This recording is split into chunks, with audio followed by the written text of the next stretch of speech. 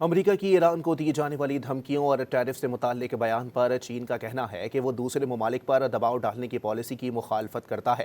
ترکیہ نے خبردار کیا ہے کہ نہ بیرونی مداخلت سے پورے خطے میں بحران شدید ہو جائے گا۔ قطر بھی امریکہ اور ایران کے درمیان بڑھتی کشیدگی کم کرانے کے لیے میدان میں آ گیا۔